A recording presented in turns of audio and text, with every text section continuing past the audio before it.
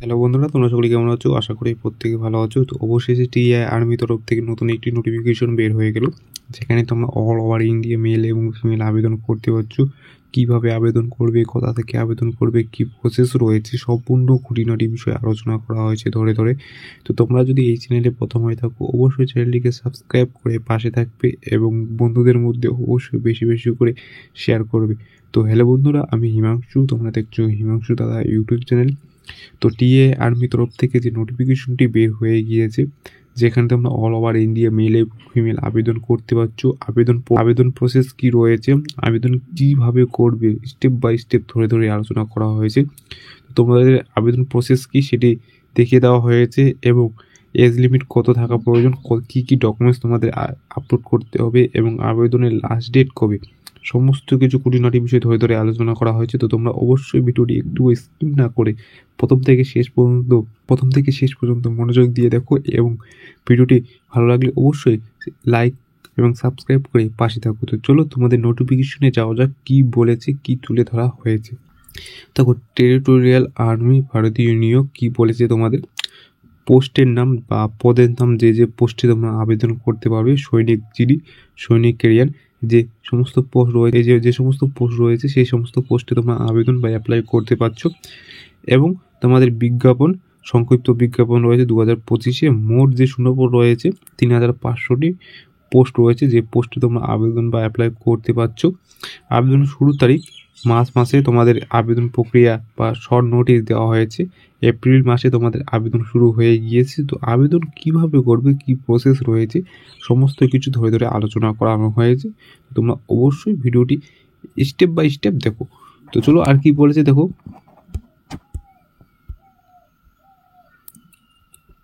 এখন পদের নাম সৈনিক জিডি, সৈনিক ক্যারিয়ার, ট্রেডম্যান 10ম শ্রেণী পাস আউট করতে হবে। ট্রেডম্যান তোমরা 8ম শ্রেণী পাস আউট করতে হবে। তার মানে তোমরা যদি 10ম শ্রেণী এবং 12ম শ্রেণী পাস আউট করে থাকো, তাহলে কিন্তু এখানে আবেদন করতে পারছো। মানে 8ম শ্রেণী যারা পাস আউট করে আছে তারা কিন্তু টেস্ট মেনে আবেদন করতে পারছে। আর যারা 10ম শ্রেণী বা তোমরা যদি 8 পাস আউট করে থাকো, তাহলে তোমরা এখানে আবেদন করতে পারছো। তো কী পোস্টে আবেদন করতে পারবে, কে আবেদন করতে পারবে, সম্পূর্ণ স্টেপ বাই স্টেপ তুলে ধরানো হয়েছে। কি বলেছে দেখো এখানে আর কি বলেছে তোমাদের। টিএ আর্মি র্যালির শূন্য পদে 2025-এর বিস্তারিত দেখে তোমাদের কি বিস্তারিত রয়েছে এখানে।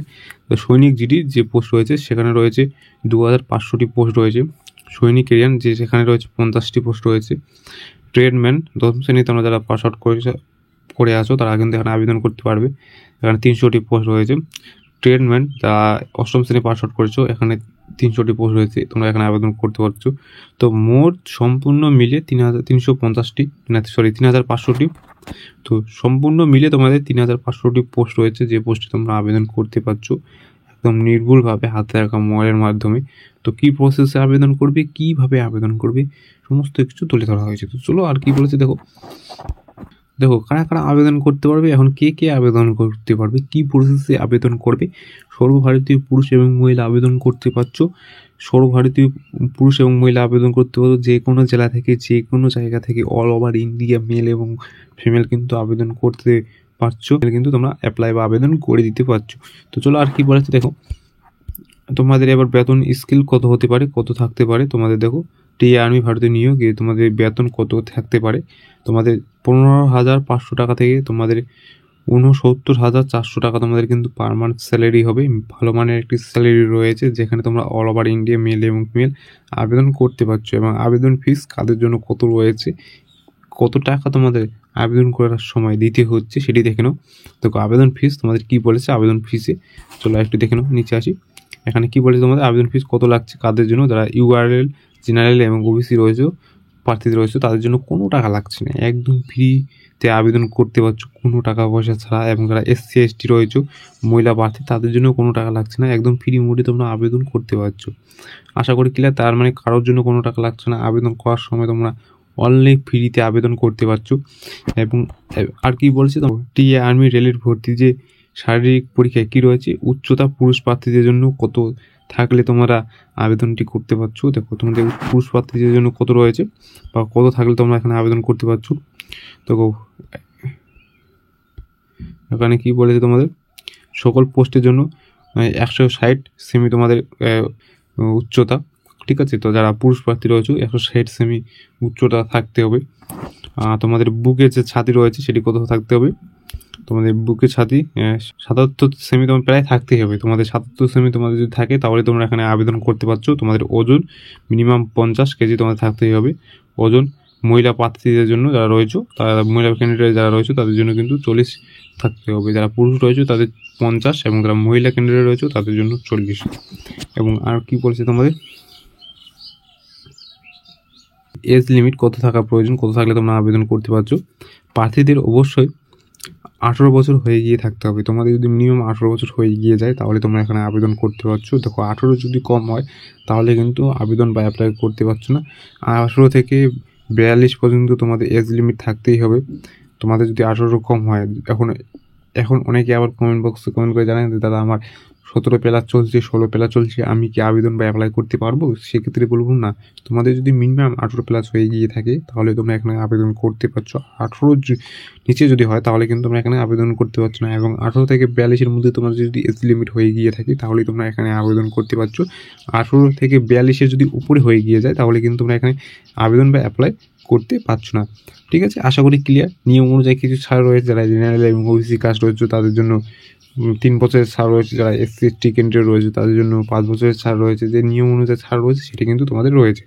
চলো আর কি বলেছে তোমাদের তোমাদের একটু আগে বললাম, তোমার প্রার্থীদের অবশ্যই 10ম শ্রেণী এবং 12ম শ্রেণী পাস আউট করতে হবে। এবং 8ম শ্রেণী তোমরা যদি পাস আউট করে থাকো তাহলে তোমরা এখানে আবেদন বা অ্যাপ্লাই করতে পারছো। তোমরা শুধুমাত্র যদি পাস আউট করে থাকো, কোনো পার্সেন্টেজের প্রয়োজন নেই, শুধুমাত্র তোমরা যদি পাস আউট করে থাকো তাহলে তোমরা এখানে আবেদন বা অ্যাপ্লাই করতে পারছো। চলো আর কি বলেছে তোমাদের, এবার প্রয়োজনীয় নথি তোমাদের কী কী ডকুমেন্টস তোমাদের লাগবে, আবেদন করার সময় কী কী নথি তোমাদের প্রয়োজন। তোমাদের ছবি এবং স্বাক্ষর লাগবে, হালকা কালারের ছবি লাগবে, কালারিং ছবি লাগবে, এবং তোমাদের সিগনেচারটি স্ক্যান করে আপলোড করতে হবে। শিক্ষাগত সার্টিফিকেট, তোমরা যারা 10ম শ্রেণী পাস আউট করেছো বা 8ম শ্রেণী পাস আউট করেছো, শুধুমাত্র পাস আউট করে আছো, তাদের ক্ষেত্রে সার্টিফিকেটটি প্রয়োজন। জাতির শংসাপত্র, তোমরা যারা এসসি এসটি ওবিসি রয়েছে সেক্ষেত্রে সার্টিফিকেট অবশ্যই লাগবে।